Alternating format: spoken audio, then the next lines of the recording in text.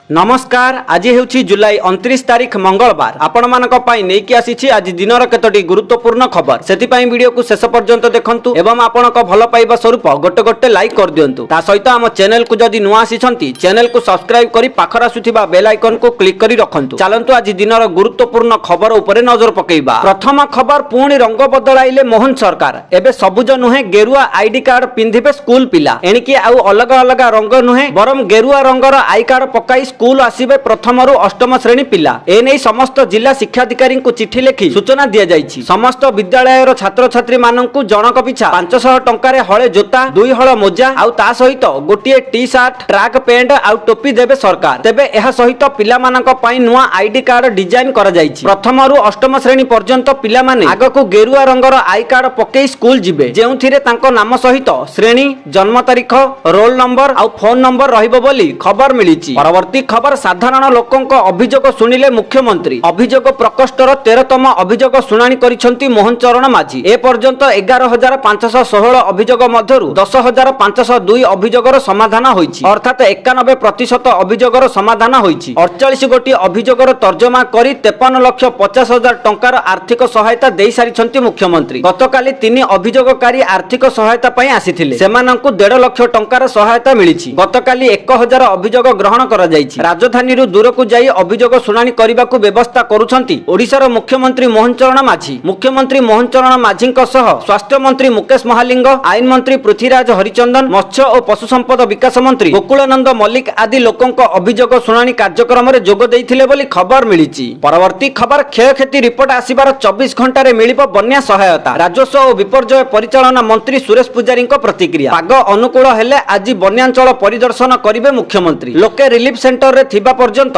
रंधा खाद्य जोगाई दिया जिवो। नदी रे जलस्तर कमिछि। तलिया अंचल पानी कमिबारे समय लागिबो बोली राजस्व और विपर्यय परिचालना मंत्री सुरेश पुजारी सूचना दैछंती बोली खबर मिलिछि। परवर्ती खबर 4 कोटी टंकार पुरस्कार घोषणा कले पंचायत राज मंत्री। 3टी स्तर रे दिया जिवो पुरस्कार। विभिन्न काम को आधार करी राज्य जिला और ब्लॉक स्तर रे एही पुरस्कार दिया जिवो। टॉप 3 जिला पंचायत संसाधन केंद्र पुरस्कार पई योग्य विचार करा जिवो। मनरेगा, स्वच्छता बाह्य मलमुक्त, जल जीवन मिशन, सुशासन, दक्षता विकास, आय स्रोत वृद्धि, ऑनलाइन ऑडिट रे महिलांक भागीदारी वृद्धि आदि परी विभिन्न क्षेत्र रे उत्तम परिदर्शन आधार रे एही पुरस्कार सबु दिया जिवो। राज्य पंचायत पुरस्कार और प्रोत्साहन राशि राज्य स्तरीय पुरस्कार स्थानीय क्षेत्र स्थायी उन्नति लक्ष्यर 9टी विषय उपरे श्रेष्ठ कार्यदक्षता देखाइथिबा टॉप 3 ग्राम पंचायत, पंचायत समिति और जिला परिषद माने प्रोत्साहन पई योग्य हेबे। प्रथम स्थान अधिकार करिथिबा पंचायत को यथाक्रमे 25 लाख टंका, द्वितीय रे 20 लाख टंका और तृतीय रे 15 लाख टंका पुरस्कार राशि प्रदान करा जिवो। जिला स्तर रे प्रत्येक जिले रे एलएसडीजी विषय अनुसार श्रेष्ठ कार्यदक्षता देखाइथिबा टॉप 3 ग्राम पंचायत माने प्राथमिक अर्थ राशि पुरस्कार पाइबे। प्रथम को 15 लाख,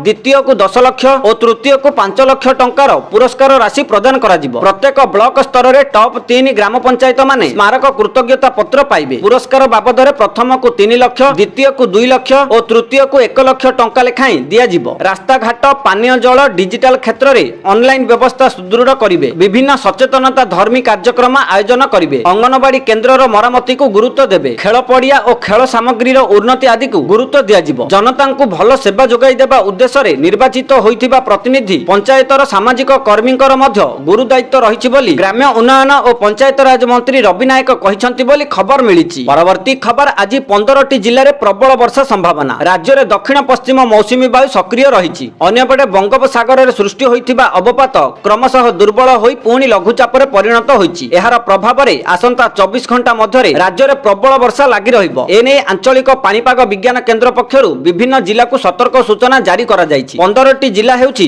केन्दुझर, मयूरभंज, बालेश्वर, भद्रक, ढेंकानाल, कटक, जाजपुर, केन्द्रापड़ा, जगतसिंहपुर, झारसुगुड़ा, बरगड़, सुंदरगढ़, देवगढ़, अनुगुल और संबलपुर को येलो वार्निंग जारी करा जाइछि। एही सबु जिल्ला रे बिजुली घड़घड़ी सह प्रबल वर्षा और पवन बहिबो। 30 तारिख पर्यंत राज्यर विभिन्न जिल्ला रे वर्षा जारी रहिबो और 31 तारिख रु वर्षा कमी पारे बोली पानीपाग केंद्र पूर्वानुमान करिछि बोली खबर मिलिछि। परवर्ती खबर ट्विन सिटी रे ट्रैफिक संभाळिबे छात्र छात्री। निर्दिष्ट पोशाक सह टोपी पिंधि करिवे ड्यूटी। वर्तमान किछि मात्रा रे कमी पारे ट्रैफिक समस्या कारण ट्विन सिटी रे ट्रैफिक संभाळिबे छात्र छात्री। एनै सूचना दैछंती पुलिस कमिशनर एस देवदत्त सिंह। पुलिस कमिशनर को कहिबा अनुसार गतकाली 53 जन student traffic volunteer commissionerate police रे शामिल होइछंती। समस्त स्टूडेंट वॉलंटियर को निर्दिष्ट पोशाक सह टोपी दिया जाइछि। तबे कमिशनरेट पुलिस द्वारा दिया जाइथिबा पोशाक एवं टोपी पिंधि ट्रैफिक नियंत्रण करिवे छात्र छात्री। छात्र छात्री योगदान बड़ सहायक हेबो बोली पुलिस कमिशनर एस देवदत्त सिंह कहिसंती। योगदान ट्रैफिक व्यवस्था को आहुरी मजबूत करिवो, किछि मात्रा रे ट्रैफिक समस्या कमी पारे बोली आकलन करा जाउथिबार खबर मिलिछि। परवर्ती खबर सुभद्रा टंका को नै आसिला खुशी खबर। नुआ लिस्ट जारी करिवे राज्य सरकार, हेला बड़ घोषणा। गोटिए बडे मुख्यमंत्री मोहन चरण माझी अगस्त 9 तारिख अर्थात राखी पूर्णिमा दिन कोरापुट जयपुर कार्यक्रम रे ओडिशार 1,40,40,000 महिला को सुभद्रा टंका प्रदान करिवे। सेथि पई अगस्त 1 तारिख रु 5 तारिख मध्य नुआ लिस्ट जारी करिवे। तेणु आपण जदि सुभद्रा योजना रे नुआ रे आवेदन करिसंती एवं आपणक डॉक्यूमेंट सब ठीक अछि तेबे आपणक नाम नुआ लिस्ट रे आसीबो एवं अगस्त 9 तारिख रे एकाथरके 15,000 सुभद्रा टंका मिलिबो बोली उपमुख्यमंत्री प्रभाती परिडा बड़ सूचना दैछंती। परवर्ती खबर रबी ऋतु धान संग्रह रे चाषीक मिथ्या तथ्य धरा पड़िबा घटना। मिथ्या तथ्य देइथिबा चाषीक कारण दर्शा नोटिस जारी होईछि। 1,81,684 प्लॉट रे चाष होइनी। ए नै 7 दिन भितर स्पष्टीकरण रखिबाकू निर्देश दिया जाइछि। स्पष्टीकरण न रखिले 1 वर्ष पई धान संग्रह रु बाद पड़िबे। जमी रे चाष न करी धान संग्रह पई करिथिले पंजीकरण। 2024-25 रबी ऋतु धान संग्रह पई पंजीकरण करिथिले। सैटेलाइट सर्वे रे चाषीक मिथ्या तथ्य धरा पड़िथिला बोली खबर मिलिछि। परवर्ती खबर ओडिशा रे लागू हेउ उत्तर प्रदेश स्टाइल आईन। मुख्यमंत्री को उपबाचस्पति प्रस्ताव। से कहिसंती अपराधी को दमन पई अंटा भिड़ंतु सरकार। राज्य रे बढ़ुची अपराध, चोरी, नारी निर्यातना मामला। अपराध प्रवणर अपवाद मुंडाइलाणी ओडिशा। अपराधी को दमन पई पदक्षेप नेबाकू आह्वान। ओडिशा पई आसु ओडिशा गैंगस्टर और असामाजिक गतिविधि आईन। मुख्यमंत्री मोहन चरण माझी को प्रस्ताव देइछंती उपबाचस्पति भवानी शंकर भोई। से आहुरी मध्य कहिसंती अपराध दमन प्रस्ताव रे कड़ा दंड विधान और संपत्ति जबरदखल भय रखा जाऊ। बड़ बड़ नेता एवं अर्थ लगाउथिबा व्यक्ति विशेष को दमन करा जाऊ। अपराध श्रेणी और गोष्ठी आर्थिक मेरुदंड को दुर्बल करने नियम आसु। यह सह साधारण जनता सुरक्षा पई कड़ा आईन कानून लागू हेउ बोली उपबाचस्पति प्रस्ताव देइछंती बोली खबर मिलिछि। परवर्ती खबर संबलपुर स्टेशन रे उन्नतीकरण कार्य पई भिन्न भिन्न तारीख रे 28 टी ट्रेन को बातिल करा जिवो। सेही परी किछि ट्रेन रो मार्ग परिवर्तन करा जिवो बोली पूर्वतट रेलपथ पक्षरु सूचना दिया जाइछि। आसंता अगस्त 6 रु 14 तारीख मध्य रे Bilaspur Titlagarh passenger, Titlagarh Raipur passenger, Sambalpur Junagadh road passenger बातिल रहिबो। सेही परी अगस्त 7 रु 15 तारीख मध्य रे Raipur Titlagarh passenger, Titlagarh Bilaspur passenger, Balangir Puruna Cuttack passenger, Puruna Cuttack Balangir passenger, Balangir Sonepur passenger, Sonepur Balangir passenger बातिल रहिबो। अगस्त 7 रु 16 तारीख मध्य रे Sambalpur Raigarh express, Junagarh road Sambalpur passenger, Sambalpur Puri express उभय दिगरु बातिल रहिबो। संबलपुर नांदेद एक्सप्रेस अगस्त 8, 10, 11 एवं 15 रे बातिल रहिबो बोली सूचना मिलिछि। अपर पक्षरे एही उन्नयन कार्य पई 10 टी ट्रेन रो दिग परिवर्तन और 8 टी ट्रेन आंशिक बातिल करा जाउछि बोली खबर मिलिछि। परवर्ती खबर खोर्धा जिल्ला रे नियंत्रण बाहर को जाउछि डेंगू। समग्र जिल्ला रे जेतिकी रोगी अछंती ताहार 60 भाग केवल भुवनेश्वर रे चिन्हट होइछंती। रविवार राति सुधा खोर्धा जिल्ला रु मोट 294 रोगी चिन्हट होइछंती। तन्मध्यरु भुवनेश्वर सहरांचल रे 180 और खोर्धा रे 61 जन रोगी अछंती। वर्षा हेले दीर्घ दिन धरी रास्ता और विभिन्न गली कंदी रे पानी जमी रहुछि, जहा एडिस मशांक वंशवृद्धि पई अनुकूल स्थान साजुछि। रविवार सुधा खोर्धा रे 4598 जन और भुवनेश्वर रे 12481 जनक डेंगू टेस्ट करा जाइछि। जिल्लार मोट 21846 मशा वंश प्रजनन स्थान चिन्हट होइतिबा बेले सेथि मध्यरु 21816 टी स्थान रे मशा वंश को नष्ट करा जाइछि। अपर पक्षरे कैपिटल हॉस्पिटल रे स्वतंत्र डेंगू वार्ड रहिछि, जेउठी 10 टी शଯ୍या रखा जाइछि। प्रतिदिन 15 रु अधिक रोगी एठाकू आसुछंती, हेले शଯ୍या अभावरु रोगी फेरी जाउछंती। जेउ भली डेंगू रोगी संख्या वृद्धि पाउछि, शଯ୍या संख्या बढ़ाइबा आवश्यक होई पड़िछि बोली रोगी संपर्कीय माने दाबी करिछंती। आवश्यक पड़िले शଯ୍या बढ़ाइबाकू चिंता करिबु बोली कर्तृपक्ष कहिछंती बोली खबर मिलिछि। परवर्ती खबर राज्यर 7टी जिल्ला रे सृष्टि होइछि बन्या परिस्थिति। बालेश्वर, जाजपुर, भद्रक, केन्दुझर, मयूरभंज, देवगढ़, सुंदरगढ़ जिल्लार अनेक ब्लॉक जलबंदी होई जाइछि। तलिया अंचल रे पानी पसी लोके हंतसंत हेउछंती। जीवन जीविका सबकिछि प्रभावित होइछि। बालेश्वर जिल्लार 4टी ब्लॉक भोगराई, बस्ता, बालियापाଳ, जलेश्वरर विभिन्न गां पानी घेर रे रहिछि। जाजपुर जिल्लार दशरथपुर, कोरेई, जाजपुर ब्लॉक र किछि गां रे पानी पसी जाइछि। भद्रक जिल्लार 2टी ब्लॉक प्रभावित होइछि। धामनगर और भंडारी पोखरी रे बन्या स्थिति उपजिछि। सेही भली केन्दुझर जिल्लार हाटडीही, आनंदपुर, घसीपुरा और तेलकोई ब्लॉक भी प्रभावित होइछि। मयूरभंज जिल्लार सर्वाधिक 9टी ब्लॉक र विभिन्न गां रे पानी पसिछि। रासगोविंदपुर, मोरोडा, उदला, कप्तिपदा, बेतनटी, बड़साही, खुंटा, गोपबंधु नगर और बांगिरीपोसी ब्लॉक र अनेक गां रे बन्या पानी पसिछि। चाष जमी सब बुड़ी रहिछि। सेही परी सुंदरगढ़ जिल्लार लहुणीपड़ा, कोईडा और बनाई ब्लॉक एवं देवगढ़ जिल्लार बारकोट ब्लॉक मध्य केतेकांश रे प्रभावित होइछि बोली खबर मिलिछि। परवर्ती खबर 10,000 गाड़ी ମାଲିକଙ୍କୁ ଯିବ ନୋଟିସ୍। ଚାଲାଣ ନ ଭରିଲେ ରଦ୍ଦ ହେବ ଗାଡ଼ି ରେଜିଷ୍ଟ୍ରେସନ। ଗୋଟିଏ ପଟେ ବାରମ୍ବାର ଚାଲାଣ କାଟିବା ପରେ ମଧ୍ୟ ମାନୁନାହାନ୍ତି ଗାଡ଼ି ଚାଳକ। ଚାଲାଣ ନ ଦେଇ ବେପରୁଆ ହୋଇ ଚଳାଉଛନ୍ତି ଗାଡ଼ି। ଏଣିକି ନିୟମ ଉଲ୍ଲଂଘନକାରୀ ଗାଡ଼ି ମାଲିକଙ୍କୁ ଆଉ ଛଡ଼ାଯିବନି। ଏହାକୁ ନେଇ ବଡ଼ ପଦକ୍ଷେପ ନେଇଛନ୍ତି ରାଜ୍ୟ ପରିବହନ ପ୍ରାଧିକରଣ, ଯାହାକୁ ନେଇ ଚିନ୍ତାରେ ପଡ଼ିପାରନ୍ତି ଗାଡ଼ି ମାଲିକ। କାରଣ ଗତ 3 ବର୍ଷ ମଧ୍ୟରେ ଇ ଡିଟେକ୍ସନ ମାଧ୍ୟମରେ 3 ଲକ୍ଷ ଗାଡ଼ିର କଟାଯାଇଛି ଭିସିଆର।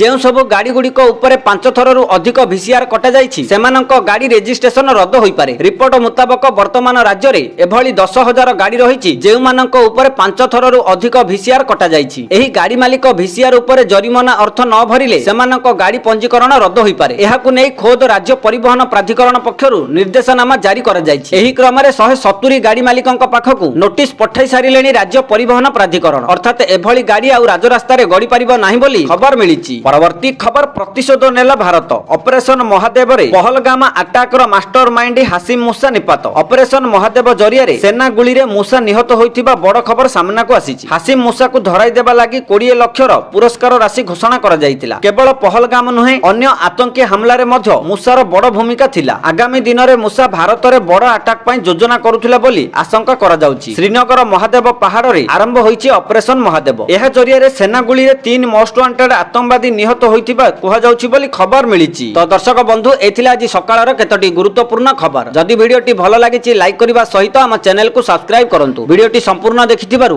ଆପଣମାନଙ୍କୁ ବହୁତ ବହୁତ ଧନ୍ୟବାଦ।